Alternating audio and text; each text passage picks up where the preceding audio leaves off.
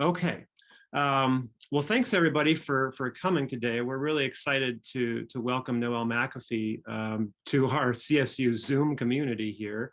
And I'll introduce Noëlle in a second here, but just some ground rules of this webinar. If you have questions for Dr. McAfee that you'd like to pose to her, you can put those in the chat. You can put those in the Q&A session.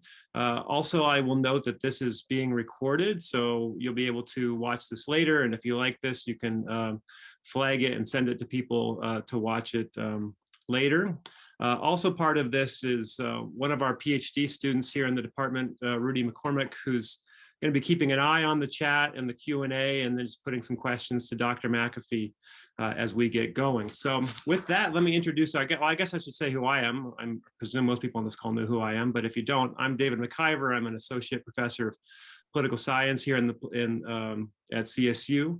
And I'm also the graduate coordinator of the department. And I'm part of this sort of fledgling effort of what we're calling the Democracy Initiative to create some, public-facing conversations, but also to explore sort of cutting-edge research on questions related to democratic principles and practices. And with that, I'm really excited to have Dr. Noëlle McAfee join us for a discussion today. So Noëlle McAfee is a critical theorist working in the tradition of the Frankfurt School, drawing on feminist philosophy, psychoanalysis, and political theory. She teaches at Emory University, where she is professor of philosophy with a secondary appointment as professor of psychiatry and behavioral sciences at Emory University. She is also director of Emory's psychoanalytic studies program.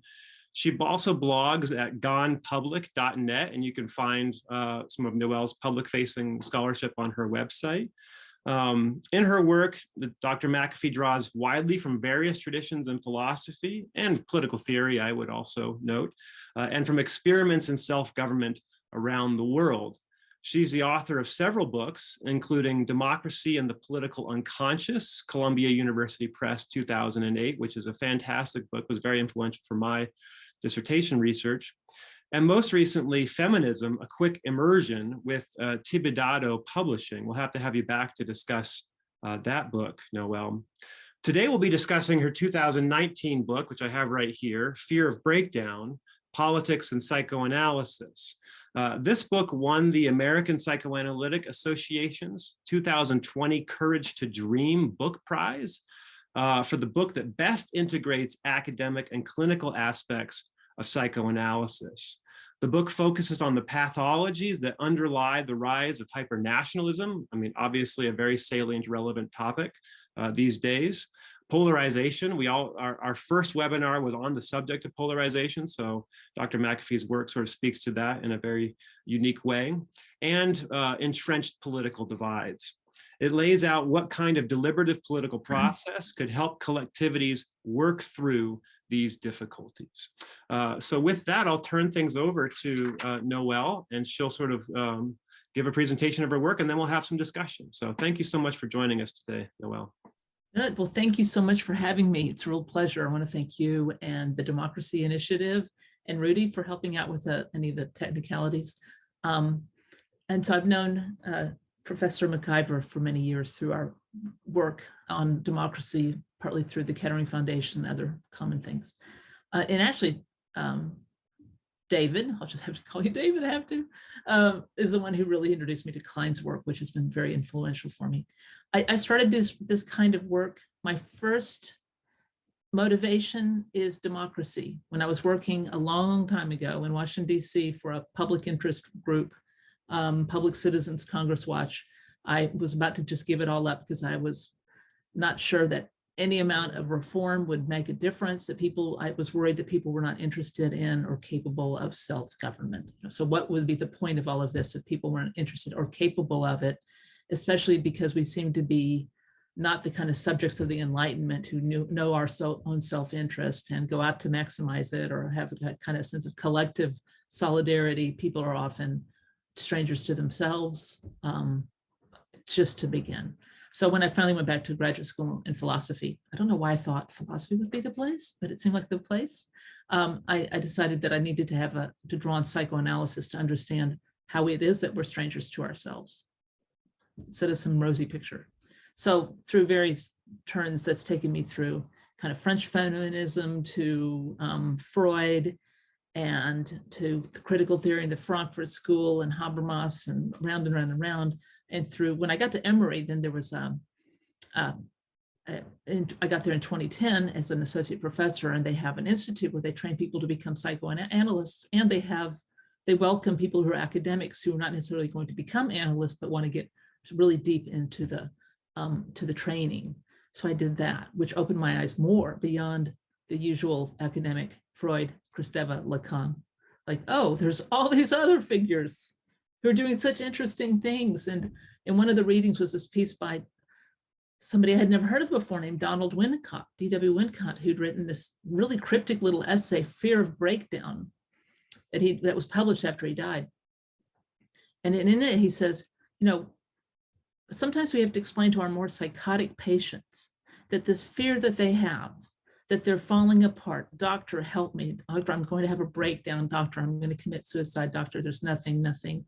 That this anxiety that they have of a fear to come is actually a fear of something that has already happened, but was not experienced. That somewhere in early life, there was a breakdown of too much that was that the little child was incapable of experiencing or tolerating. And so through analysis, they have to integrate that experience when it had already happened. Okay, so it's the year 2015. I'm hearing this, maybe, yeah, 2015 or 2016. I come back to the essay, I read it, and I'm hearing something in this that there's a fear something is going to happen. And then in the essay, he's going through the kind of deep anxieties that this triggers in the patient, these deep anxieties, a fear of falling apart. And then the defenses that arise alongside those anxieties. I'm going to fall apart, so I'm going to hold it together. I'm going to be great. It's going to be fine. And hearing Donald Trump's Make America Great Again just went, whoa, just resonated. That was a kind of, that little slogan was a defense against falling apart, right? You think about it, Make America Great Again. When was it ever great? It's going to be great again, and it will happen. So I started hearing that, and I realized that some stuff I'd been working on a while was actually this book that David held up. So the fear of breakdown is the anxiety that befalls large group identities. I'm focusing on large group identities. And as you can imagine, using psychoanalysis and political theory. The large group identity, so I'm not looking at like the macro subject of the political, it's really each one of us, but each one of us has identifications. So I'm looking at, just to try to condense this, I'm looking at what befalls large group identities. And that's not like the group Texans or Coloradans and how much they sometimes hate each other, but how each of us might identify as a Texan or a Coloradan. That's an identification. So individuals, as part of our growing up and entering into the world, is to identify. First, perhaps we identify with one of our parents. We identify with our family, with maybe through our last name, with our neighborhood, with our school, with the people who look like us, whose names we share, whose language we speak, with our community, our team, our religion. Those are normal. They are inescapable. There's nothing wrong with them inherently. That to be someone is to have identifications to what later psychoanalysts will talk about internalizing an identification. That's all good, right? That's good. But under stress, large groups regress. When stuff happens, large groups will regress, and they will revert to what psychoanalysts refer to as kind of infantile defenses. You know, when we grow up, we might be defensive, but maybe in a very sophisticated way. But as infants, there's really infantile, primordial, archaic defenses, like, no, I'm not bad, you're bad. That's projection. Or no, I'm perfect. Or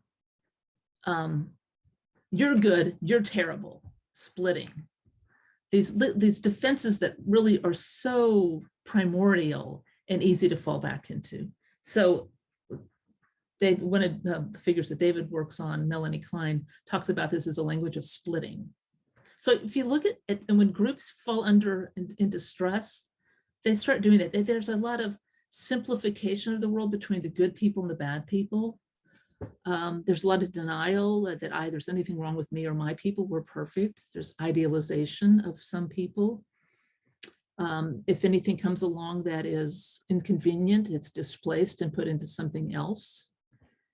I'll talk about some of these. We can talk about some of this today. But so these early defenses get returned to in the group.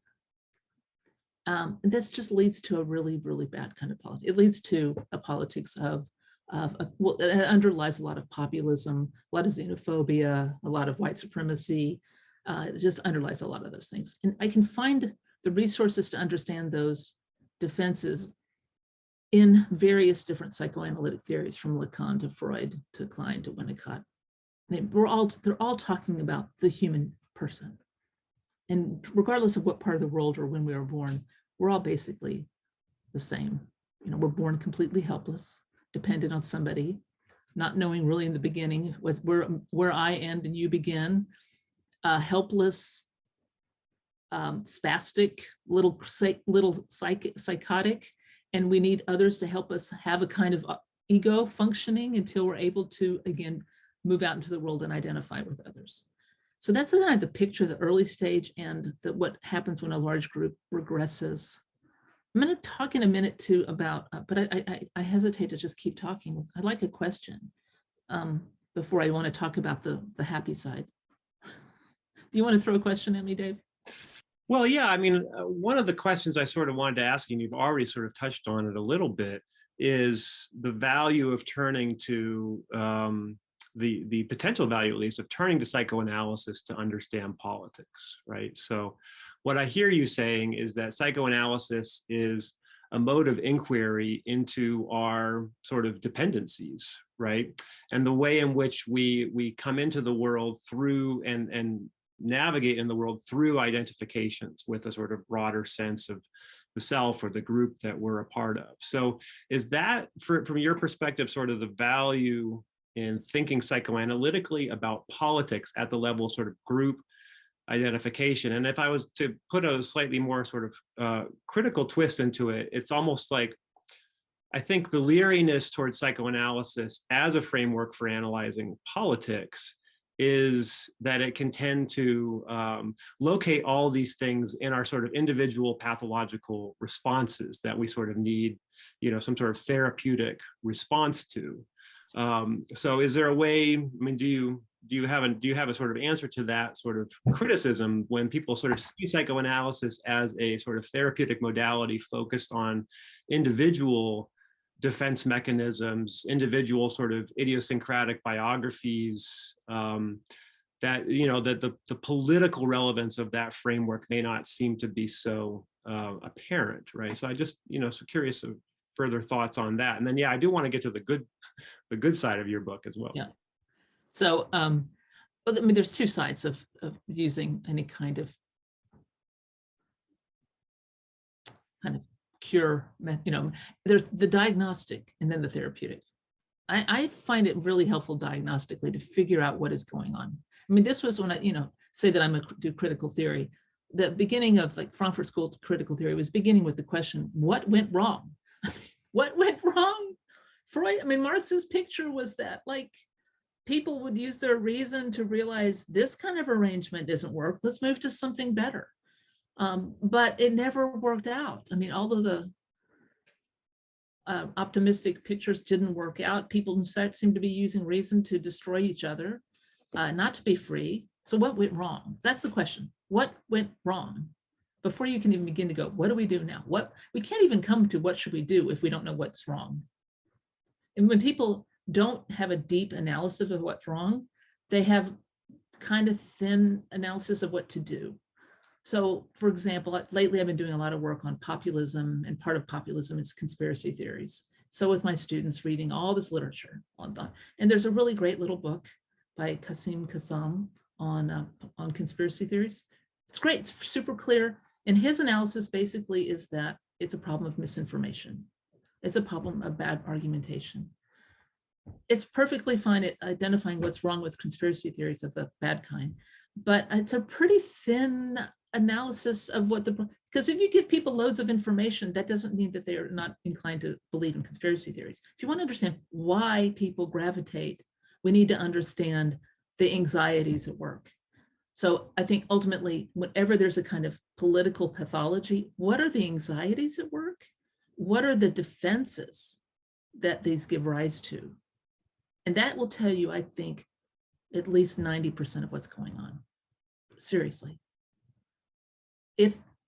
Whenever there's a political and intractable political problem that makes no sense, it's because probably you need to dig deeper. If it makes sense, Georgia and Florida are fighting over water. I don't need psychoanalysis to understand why they're fighting over water. Okay, people, need water to survive. I don't need to go through, so no need, that's okay. But when I understand why it is that people who were brothers and speaking the same language one day and one was killing the other the next day, you want to go, whoa, what is going on there? Then you need psychoanalysis.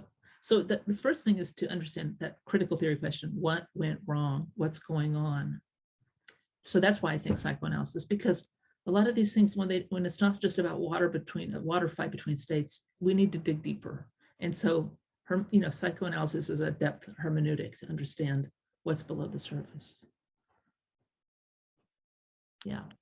Yeah, I think that's wonderful. I mean, essentially what I hear you saying is that, yeah, there are some issues in politics which are really just sort of about our basic human needs. But no human being is just a collection of basic needs, because we are sort of psychological creatures from the get-go, because in part of our long period of dependency. And we sort of never, ultimately, we never come out of that, right? And so if you're going to do analysis of human beings in collective contexts, right, making decisions together, and you don't have that sort of deeper analytic for what drives human beings, what pushes them one way or another, what are the sort of deeper needs and defenses when those needs don't get met, then you have sort of a relatively thin analytic framework. But I wanted to get to sort of, the sort of second half of this book, because in the second half of this book, you spend a lot of time talking about democracy. And framing democracy through a series of particular practices, right? So not seeing democracy necessarily just as a particular institutional setup or elections or something like that, but a sort of much deeper conceptualization, broader conceptualization of democracy. I mean, would you mind sort of talking about that a little bit and sort of, teasing out how you think about democracy in this book and in your other research? Yeah, and so I want to go back a little bit to help it make more sense to the concept of large group identity, because something you said earlier, most of us,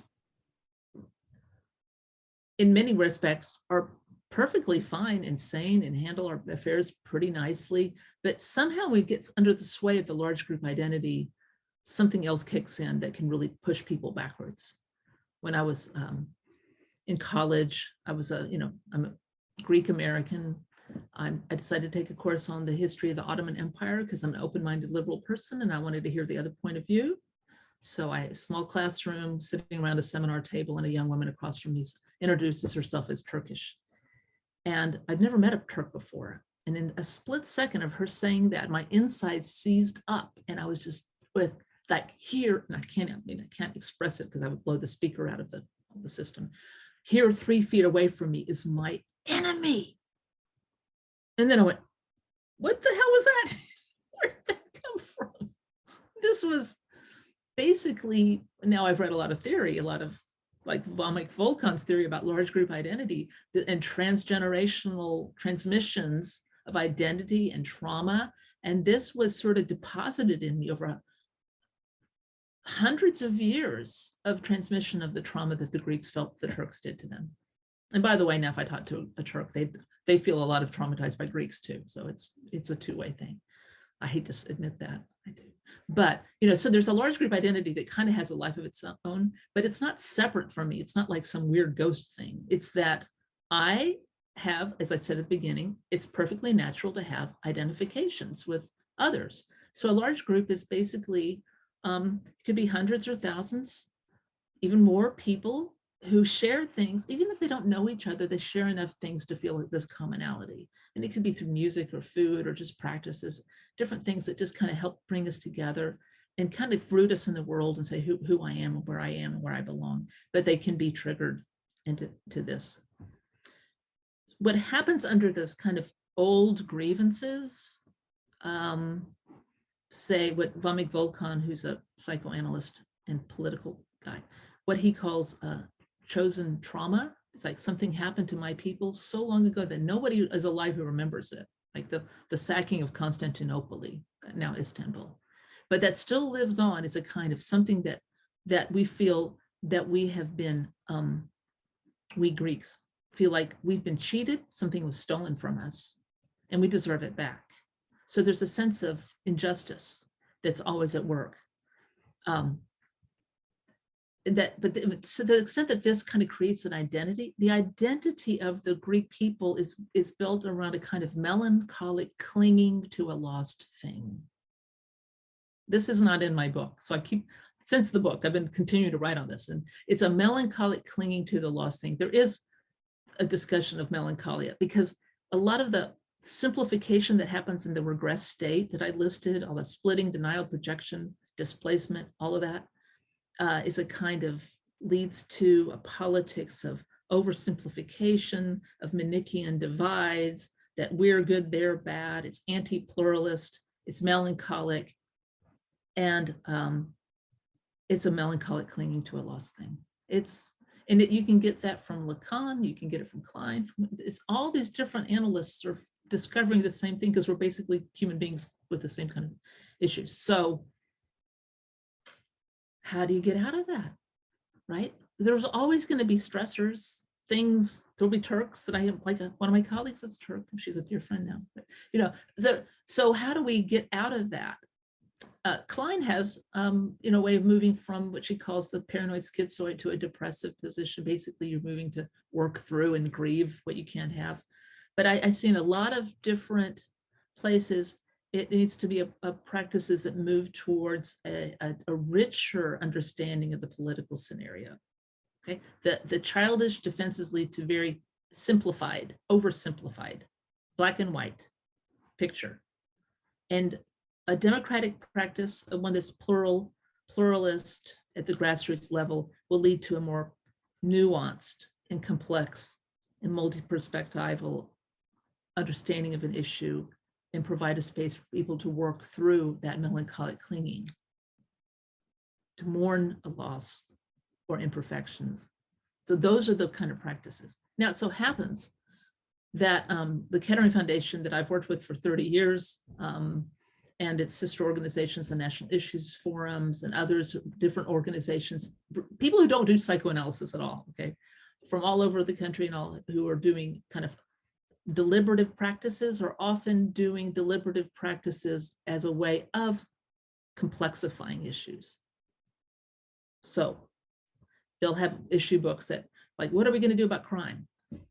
And instead of the usual Republican Democratic, like more love and care, no, throw them in prison, this splitting kind of options, like black or white, there's no place in between. Try to at least offer a third option, and then all of them say what's good, what's bad, what's good, what's bad, so people walk away going, wow, that's much more complicated than I thought about. And that moves people out of that splitting, simplistic politics. So the democratic practices that I list in the book, need to go through them, but basically they're about just seeing oneself as somebody who has a place at the table to think about the issues together, to begin to deliberate on these issues together, and deliberate in the way that we're talking about here, with the sense of the feelings involved, what I want, what I feel entitled to versus what I need to give up and grieve. So more affective, not just the rational back and forth of argumentation. So these are practices that I think that need to move us to that more complicated place. And you don't have to be a psychoanalyst to do this either. So Amanda Ripley, I just heard her give a talk at a meeting.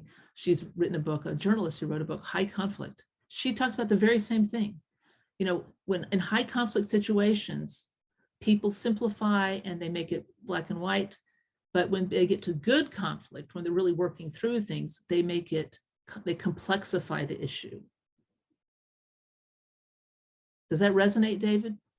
Absolutely. I mean, what I'm hearing, let me just echo some things back to you, and then you can sort of continue to riff, is that essentially what you're deriving from psychoanalysis is that sort of human beings have kind of a default operating system, which in stressful situations tends us towards paranoia, tends us to sort of zero-sum thinking, like I'm all good, my enemies are all bad. This sort of black and white, you know, all or nothing kind of framework. And given that politics is about conflict and conflict can be stressful, in our political conversations and political discourse, in politics as it's practiced, there are ample opportunities for human beings to have that default operating system sort of triggered, right? And we get into that reactive space, and therefore we tend to not lean into complexity, but trying to find ways to reduce it down to something that advantages us and disadvantages the enemy other, or something like that. And so partly in response to this, and as you're saying, you don't need a psychoanalytic background to sort of recognize that or think about that. But in responding to that, you're calling for practices that can complexify how we think and interact politically, right? That can bring out some of the ambivalence, some of the nuances, you know, things that are a little bit more fuzzy or mutual sum, where people can, you know, or non-zero sum sort of framings, right? And in your work in particular, one of the practices you talk a lot about, and it's something people on the call may be aware of, is public deliberation, right? So as an example of a political practice that helps move us humans out of this sort of default operating system of paranoia and the defenses against extreme anxiety, like how does deliberation, you know, do that, right? Like what are the sort of mechanisms by which deliberation or some of these other practices that you describe in your book move us out of that default framework? Yeah, that's a really rich question. So, you know, there's been so much, and David and I did a volume on this too, on deliberative democracy over the past 20, 30 years. Most of the philosophical literature is focused on reason giving. So that, okay, you know, you want X and I give you all the reasons why X is not better and Y is better. And we go back with our reasons. And that's fine. I mean, reasons, you know, there's a lot of reasons are good, right? But we're drawn to reasons for complicated reasons. My introduction to deliberation was really through the Kettering Foundation and working with David Matthews years ago, where he would talk about that when people deliberate, they're trying to weigh, as if on a scale, the pros and cons of different issues. He also got a lot of his insight about deliberation through his colleague, Dan Yankelovich, who's passed on, who was one of the founders of Public Agenda. Dan Yankelovich was a public opinion researcher, and he was also interested in the process in which public opinion forms over time collectively. And he was also interested in psychoanalysis. He coined deliberation choice work, using kind of echoing the kind of psychic work that Freud noted. But anyway, choice work is when people are working through the pros and cons. And at first you think something is the best thing ever, and you think, oh, that's what I want. And then you learn a little bit more about it. You go, wow, that's a problem. So, and he was interested in how public will forms. So in my own mind, I'm hearing echoes of all the philosophical stuff about the will for something, but also just the everyday, when I'm willing to do something, there's some work involved in getting to where I'm willing to do something, where I'm willing to give up my afternoons for a project that I think is important. You know, I have to go do a lot of deliberating. Or am I willing to pick up my family and move across the country for a job? there's a lot of deliberating. Think, and to deliberate well means to think about what I lose, what I have to give up. When it's a political issue, we're sitting in the community, do we want to have a new, pay for an extra crime watch or something? Do I want to put that out of my pocket? Do I want to, what will that cost? And maybe that'll make my neighbors think we're a little snooty over here or something. Or, think about any kind of choice will involve these tugs in different directions. The problem with our simplified, polarized politics is that we want to try to split off all the bad stuff onto the other group, the other solution, and make ours perfect. So deliberating means to, again, complexify that and realize that what I thought was, I can't just pretend that my pet solution is perfect. It's got problems too. Like, I've been a fan of universal health care my entire adult life. And a very, very dear friend of mine almost died because of her country's public health care system. That they weren't going to treat her. I mean, that's hard to deal with. You think, wait a minute, I thought this was the best thing ever, and it has problems. So in the usual policy, well, then that perfect thing, I have to throw that out. It's terrible. No, there are nuances. So deliberation has to do that. So it's hard for an individual because you're thinking about, but then you get a lot of people together. Then it gets another, it's like now going to 2-dimensional to 3-dimensional to 4-dimensional chess. It's not just that they're different, but also how one thing is going to affect somebody else. I may not know them, I don't hate them, but I'm now hearing that this, what I thought was the greatest thing is really going to hurt them. That adds another level of complexity. So yeah, deliberation, as I talk about in the book, deliberation is a kind of work of mourning.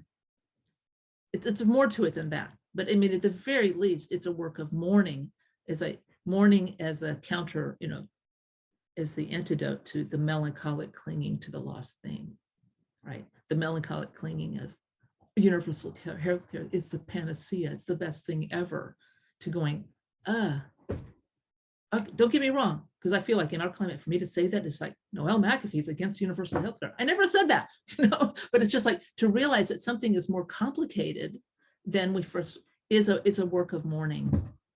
It's a work of mourning. And it's really, that's what we need and that's part of the work of mourning is a path towards complexifying things.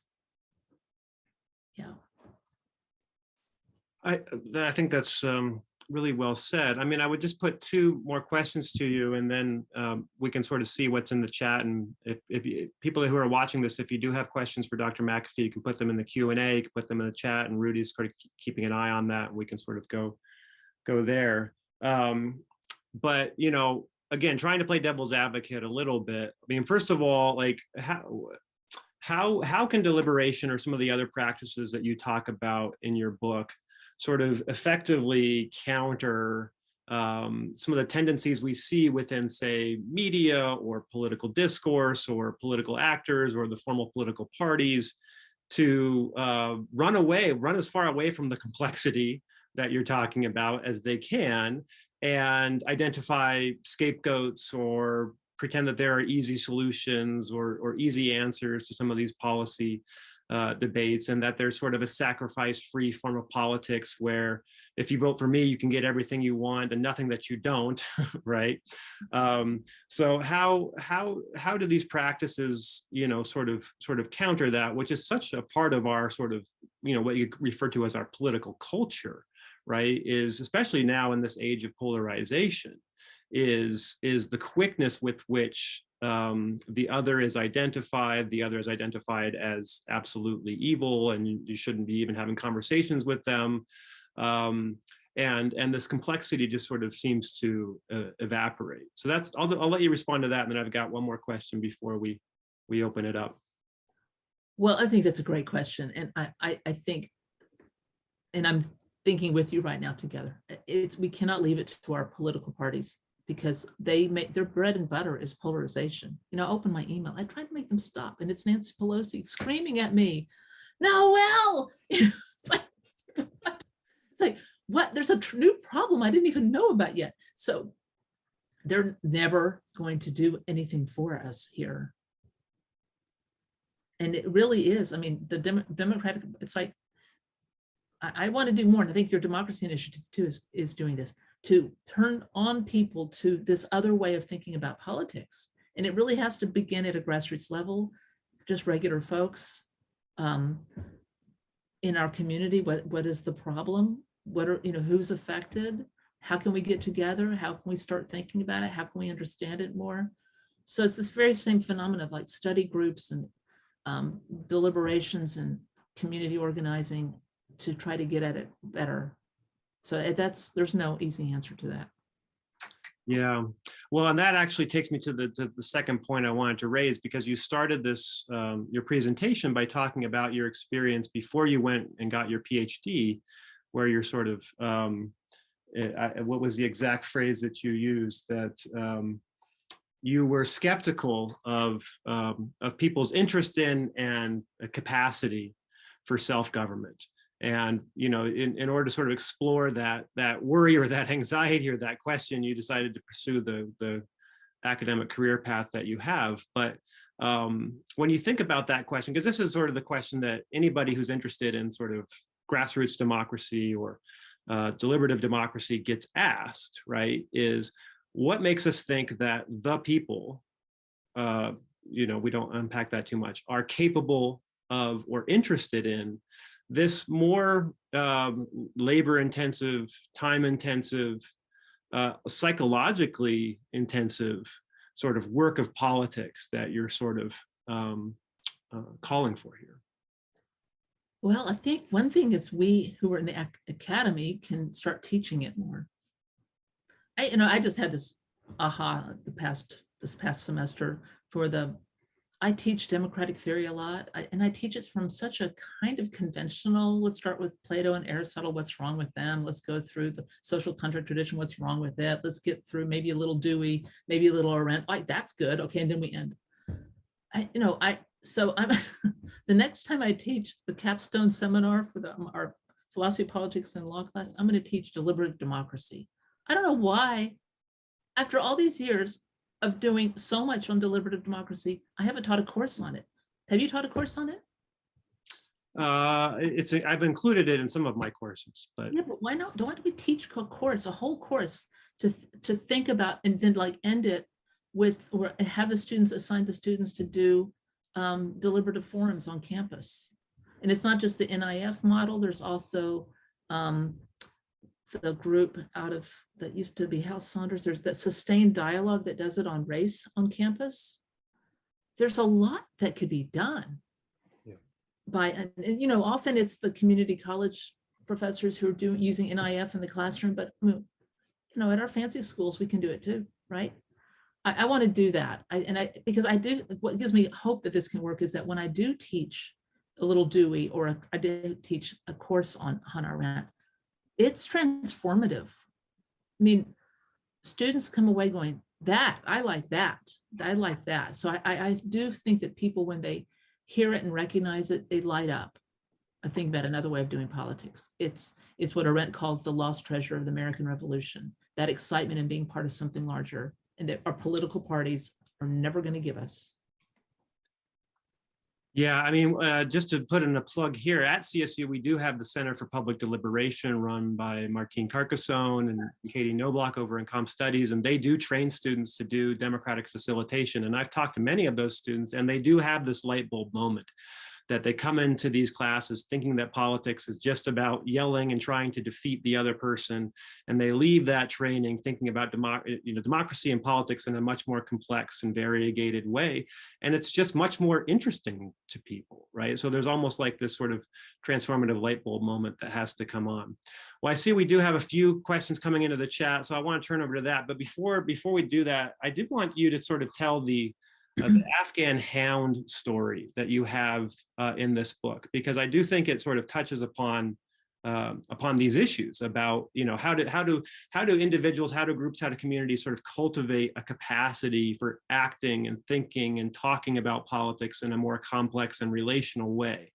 And I think that little story that you have in your book is a nice crystallization of this. Yeah, it's real quick. So when I was little, like 7 years old, my family was given an Afghan hound, had been retired from competition. She was beautiful, gorgeous. She won all these competitions.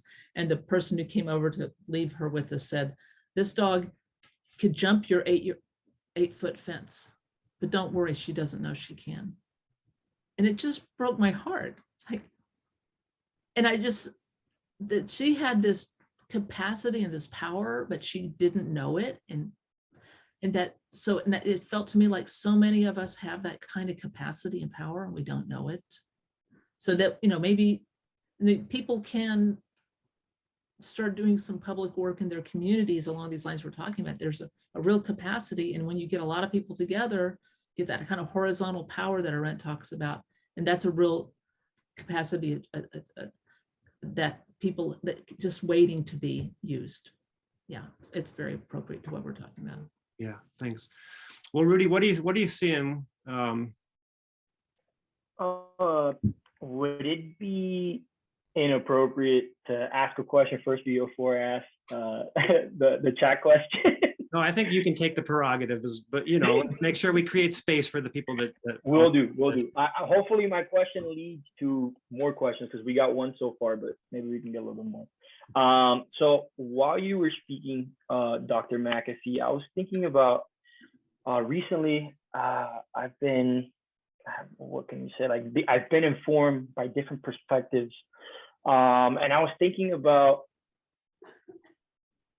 I guess, the relationship that deliberation could have if we start talking about our emotions, if that makes sense. And how I'm trying to frame it is that the way we identify, right? Because we're talking about identification, the way we talk about emotions, I think are almost like part and parcel or work hand in hand or are co-constituted with the way we deliberate each other. Because if we can't recognize our irrational feelings, right, within ourselves and integrate them, right? Almost like I always think about it, it's like, well, there's this dialectical process happening when I'm feeling things, and then how do I go about communicating to somebody else so there isn't this miscommunication happening and they get exactly, or maybe not exactly, but something similar to what I'm trying to convey to them.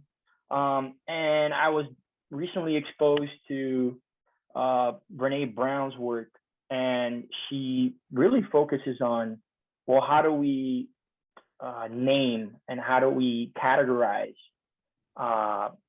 in a complex way the way we feel about specific moments and our emotions about what's happening. Because one of the things that she says, which I think is very, very interesting and provocative, is that the way we talk about our emotions also molds the way we think about them, and also, right, makes us feel something else as well. So the language we use also molds the way we feel about our feelings, if that makes sense. And I was thinking about that in deliberation, like if we can't find ways of communicating effective enough, right? How do we mitigate miscommunication and moments of conflict? Because I know within the literature, there's the agonistic perspective, which takes a completely different approach. But I guess my question would be, how do we understand ourselves more? And instead of thinking that we're these rationalizing, thinking things that we have to communicate, how do we process and reflect on our emotions to be able to integrate them more in our communication as we deliberate and we make political decisions? That's good. So I would not categorize feelings as irrational. Okay. Yeah, right. If I am worried that there is a big storm coming tonight and I have this experience of fear and anxiety over that, that's not irrational. That's helpful. Like nature put that in me, so I do something about it, right? So I wouldn't call them irrational, but I do think when those of us academically trained, we talk about reason and all, I think, I believe, I know, maybe I wonder, but not I feel. When I went through the Institute's training in psychoanalysis, I was so taken aback by all these PhD people who are sitting around talking about their feelings. Like, feels to me that it seems to, they're talking about other ways of knowing, other ways of perceiving things and picking up on the world. And so, in a way that just focusing on reasons only kind of cuts off a lot of human experience and a lot of what drives the leads to anxieties and then these really infantile defense mechanisms. Defense mechanisms themselves are not irrational. For a 3-year-old to hide under the covers makes perfectly good sense. If your parents are arguing, you hide under the bed, that's a good idea. So, I mean, those make sense. They don't make sense anymore when you're 35 and you're hiding under the covers. So there's a time and a place for the defenses, but they're not irrational. They might be maladaptive. So feelings, I think, are other ways of experiencing the world, not just through, and I don't buy into the reason some sort of separate faculty. It just goes back to the Greeks, people talking to themselves. When we think, we're like arguing with ourselves. Yeah, no, yeah. That's not separate and like non-emotional. It's a back and forth. That makes sense. All right. Let's get I don't know if to Rudy, the I don't know if chat. you can see the Q&A as well, but I think Shane has a question. Shane, I can allow you to just talk and you can ask your question yourself if you're interested in doing that. Okay. Oh wait, now you're using an older version of so now I have to make you a panelist. Okay. There you go. Yeah. Shane, you need to unmute, but if you have. Yeah, sorry, give me 1 second. The way I wrote it was brilliant, I thought. But thank you. I appreciate the talk. Yeah, I actually lost the question that I wrote out. But basically, I was thinking about the difference between thinking of democracy from the lens of legitimacy versus thinking of democracy through the lens of trauma, disempowerment, and trying to fill this like lack. And I'm curious how you see this tension sort of playing out. Maybe you can say more because I'm not sure. Okay, so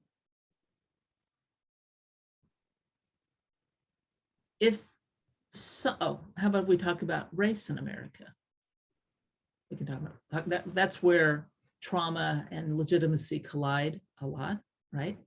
So for Black folks in America to be part of a project of perfecting this union where all people are created equal, when the trauma says the opposite. I don't think that those are antithetical at all. For some people, the illegitimacy of the trauma makes the project completely just not something to engage in at all. And for others, the challenge is to make true those words alongside the trauma that made them complete lies, right? So I'm thinking about, I was just reading Daniel Allen's Our Declaration and reading also again the 1619 Project, Nicole Hannah-Jones, alongside Afro-pessimists who are like, I don't have anything to do with it. So it's a really live question. I'm not sure this is where you're coming from, Jane, but my country has traumatized me and so much that I can't find it the least bit legitimate, would I want to engage in that? Maybe you can say more about if I'm even on the same subject as your question.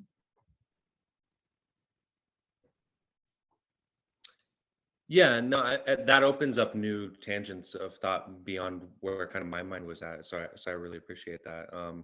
But I was originally thinking more with regards to, you mentioned like conspiracy and kind of like the simplification down to like a binary.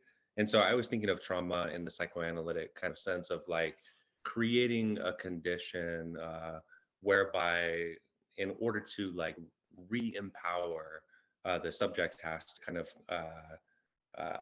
create a narrative of a binary good versus evil to sort of like make the understanding of like what's going on legible, right? And so and then I was opposing that to these more kind of structural understandings of democracy, which is whereby we vote for the lesser of two evils or something like this to sort of legitimize governance and rule in the best interest of a society at whole.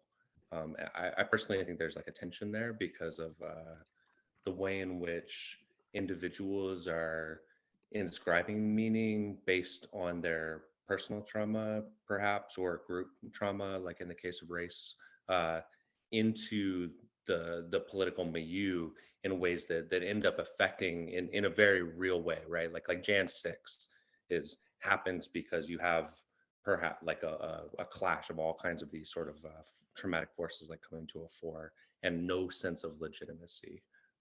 But yeah, that was kind of where my mind was at. But yeah. So when it's individuals versus institutions, or peoples versus the governmental institutions, and there's a great deal of distrust, how do you deliberate your way through that?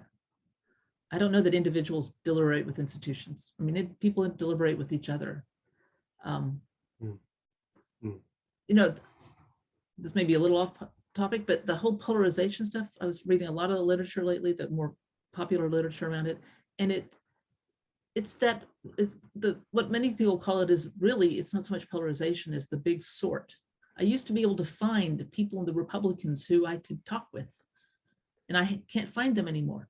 And the Republicans used to find Democrats that they could talk with, and they can't find them anymore because if people kind of left and just sort of sorted themselves out. And if you live near a Starbucks, you're probably not going to find somebody who has a different worldview. So we have really sorted ourselves out by political parties and geography so that we're not encountering other people. And that makes it just harder to deliberate with others through this. And it's easier to imagine that, you know, the government is trying to steal the people are trying to steal the election or something. Yeah. Dave, could I start? There's like I mean, I did. I don't know if you saw this. I think Marnie had a question, and I think it might just be easier to let folks that have questions ask them themselves, if that's all right. So I'll go ahead and allow Marnie in here, and we'll kick Shane out. Can you hear me? We can hear you, Marnie. Okay, I always have to make sure I've unmuted. So my question is, you know, you're talking about, I haven't read the book, but I now have it in my cart. You know, if we're talking about both individual identity and then how it's translating into group identity, how do we address the paranoia and the split? I mean, is that something that's done at the individual level or the group level? That's good. Well, I get this. I'll lean on Vomik Volkan, who's at University of Virginia, Charlotte, and he got tapped by maybe Carter or somebody to start doing kind of dialogue with among warring parties. So, and then after the Cold War, he went into places like Lithuania, who were like angry at the Russians. They didn't want the dead Russians in their cemeteries. They wanted to exhume all the dead Russian bodies and get them out of there. I mean, people were truly, this is like a level. And how do you do that? And what he would do is have like ongoing dialogues between groups of the Russians who lived there in Lithuania and the Lithuanians. And they would just have ongoing dialogue. That was the best that they could come up. And it was actually helpful. So that people would talk to each other and understand their fears, their anxieties, and it would change things, because it's so easy to imagine that your enemy has these they're malevolent, and they have outsized powers, and they're out to destroy you. That's part of the paranoid schizoid thinking. They're going to destroy me. So he talks about in one book about during a Palestinian Israeli dialogue that I think it was the Israeli was afraid, or maybe it was, I forget who, but one of them was afraid and expressed their fear. And the other one came back the next day and said, I couldn't sleep last night. How could they be afraid? They're like monsters. They're not afraid. So in these dialogues, to realize that these other people were human and had fears and had anxieties and were complicated people, that sort of diffused that anxiety, that the fear of being destroyed by the other.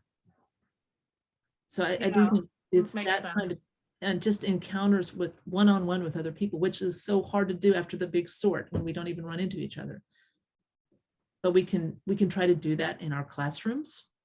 It's a little fraught, but you know, in what ways can we create spaces where people from different kind of large group identities can talk to other people? Another thing I heard in that question, if I could just interject myself one more time, is there individual level work that has to happen? I mean, like, do people need to be an analysis to then practice a better form of politics? I mean, where you know, to your point about Winnicott, people through the sort of therapeutic encounter are able to sort of face down this fear of breakdown, which is sort of operating unconsciously, right? Is that an implication of your research, that sort of psychoanalysis, that sort of psychoanalytic work or therapeutic work, whether it's listening to Brene Brown, as Rudy mentioned, or is a piece of this? Yeah, well, it could be both. It could be either one. I mean, if you're in a culture that is just really steeped in a kind of paranoia, it may just need to be individuals who do it. And some people are just less prone to this than others. You could be part of a large group that's like, you know, your football team or your soccer team, and it's like everyone else is caught up and you're like, I don't really care. So individually, some of us are just less prone to it than others. And I have spent a lot of time worrying and wondering about this. So that my current work on populism is trying to understand, why does that happen? Are some large groups just more prone to it? I think so.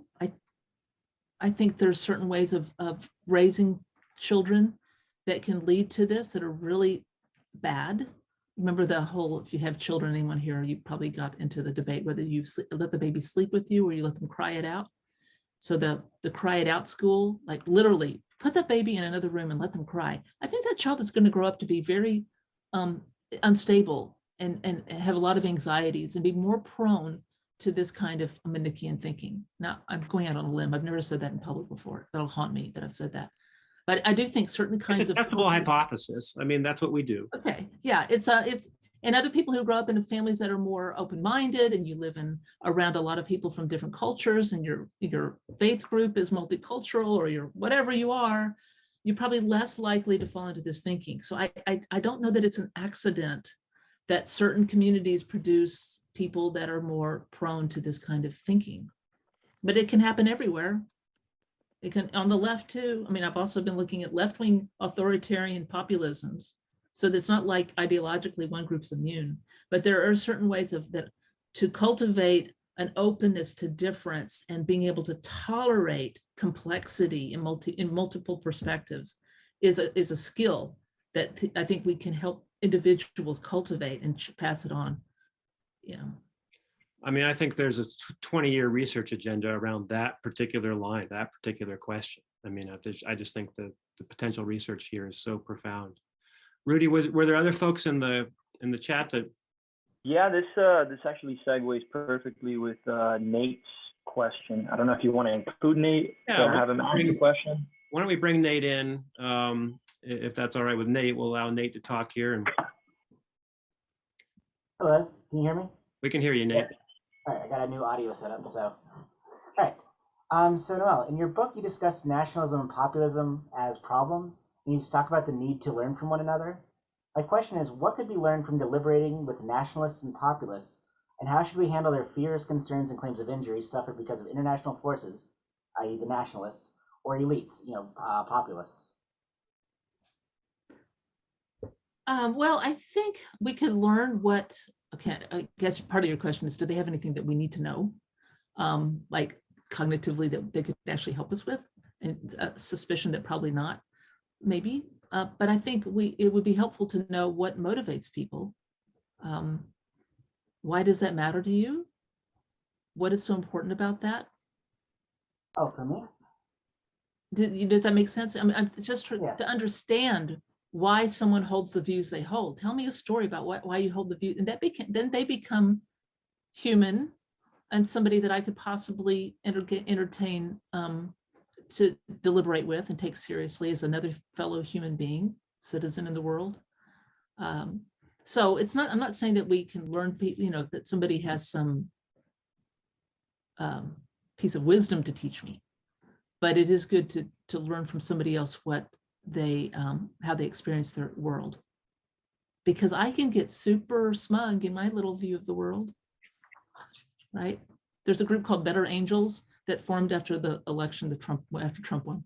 And what they do is they get Republicans and Democrats together and then have them in separate circles.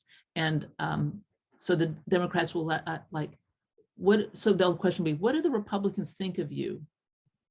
And then they'll think, I guess they probably think that we're awfully smug and elitist. I guess we kind of are. And then the Republicans might have like views like, well, we care about loyalty and family and they don't. Well, there might be some truth to that. So we can learn things.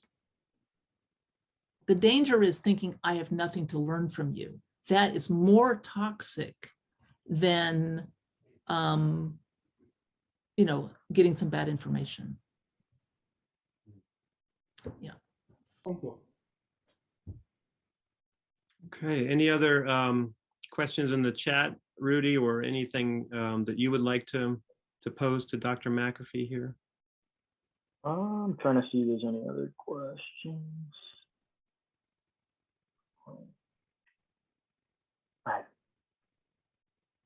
Yeah, just making sure. Yeah, I don't see any other.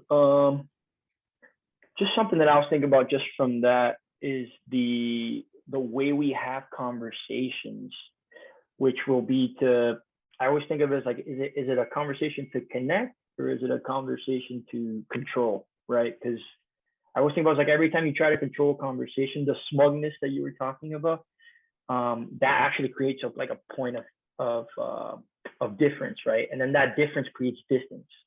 And then once you have that distance, that's when you start to see the stereotypes of each other's categories, right? Like they come alive, and then you start to associate that, and it kind of like starts to grow, and then you basically start to see the other person as like the enemy, right? Like kind of like what you were saying earlier. And I think what we need to do is like learn how to have better connecting conversation, like empathize, like have empathy in conversations and questions, even with people you don't necessarily disagree with, because I think most human beings are capable of empathizing with each other no matter what their political ideology is. Yes. Yeah. And I want to say a couple of things. One is going back to the previous conversation. In a previous town I lived in, some of my neighbors, I liked them so much. That were very, very, had right-wing Republican and all. And after the swim meet, when the kids were all packing it up, well, the swim meet's not quite over, they said to their kids, if kids want to go home, they said, no, you stick with your team. You stay till the end. And I was like, wow, that's a cool value. I don't have that value. But that's actually pretty cool. I actually had something to learn from them, and I am very grateful for that. But to Rudy's question, years ago, I wrote something about the difference between debate and deliberation. And debate really is when you're waiting there for your turn to slam the other side with your fact or your argument, and you're waiting and you're not listening. Deliberation is a posture of leaning in and truly questioning what should be done. Debating is, I know what should be done. I'm waiting my turn to tell you. So I'm not listening. But deliberation is going to call for like a curiosity, especially when we're thinking, how does this proposal affect other people? And I'd like to know. If I'm genuinely curious, then I'm going to listen and not spend my minute waiting for the person to finish talking to get my point in, but spend that time trying to really hear what they're saying. And I've been actually working on this personally lately. Because I usually fall into the latter previous camp. When somebody will talk and they're done, and I say, can I just say what I think I heard you say? And I'll repeat it back to say, I think I heard you say this. And often I could miss something. So it's just a human practice to listen. So that's a really nice question, Rudy. Thank you. You are welcome. And I kind of asked a question that someone in the chat was already asking. So on the same way. Yeah. Will you save the chats and send it to me so I can hear what people are saying? Yeah. One of my colleagues is pointing out, how this way of talking about politics is a good way of highlighting commonalities, right? So much of our political discourse is about highlighting differences, right, in order to polarize or feeding this sort of sense of polarization. But if you scratch, most people, get beneath the surface of things, a lot of these sort of commonalities emerge. And, at the minimum of a level of our common human capacity to actually be curious about one another, right? That may not be our default mode, but it's certainly something that we are highly capable of as a species, right? Curiosity and listening, as opposed to just for that sort of waiting for my turn to talk sort of moment. Okay, well, I want to be mindful of your time here, Noëlle. I would just sort of put, one last question to you, and we'll see if anything else shows up in the chat. But I think some people listening to this conversation might say this other way of talking about politics, thinking about politics, sounds so appealing, but where do I go, right? Where do I look for this ways to engage in this way, right? Like, what are the sort of spaces, and what are the sort of particular institutions or practices that can help people engage in this style of politics? If you have some thoughts on that. You can read my book about the 6 democratic practices. And the first one read the book. Yes, is to think of oneself as a citizen. I mean, and that means to think of oneself as somebody who can call a meeting. So it could be start wherever you are. What is the issue that concerns you that you feel like nothing can be done? And call a meeting of your neighbors. There's another question we had talked about you asking that you didn't ask was like, what does this have to do with regular politics? What does that have to do with regular politics? You can think of it, this kind of civic work that goes on is a wetlands of democracy. If in a community where none of that goes on, you've got something that is very borderline authoritarian, when people feel so disempowered that they can't do anything. But when people feel like, hey, I can call a meeting, I can put some signs up and like, let's bring something to the school board, or let's bring something to the campus and hold a teach-in on something. Those are all acts of citizenship. We're not talking about papers. We're talking about just of being an engaged person in a community who's going to do something. And I think that's where it starts, just by first having a sense of, I can do this. That's all. You don't have to read the book to get that. That's just one of the Democratic practices. To see politics as a space where that kind of work goes on. It's not just what governments do, but if that's going on, governments cannot act blindly to what the public will is that is emerging. It's very, very powerful what happens in public spaces. We don't see it because it's so invisible, but it really is powerful. So good. Thank you all for this wonderful time. No, thank you. I really enjoyed this conversation, and I knew that I would, but it had exceeded my high expectations. Thanks, Rudy, for keeping an eye on things and for asking some great questions. And thanks to all the audience, everyone that showed up. And again, this is going to be recorded and up on our YouTube page very soon. So thank you, Dr. Noëlle McAfee, for joining us. What a pleasure. Good. Thanks. Thank you.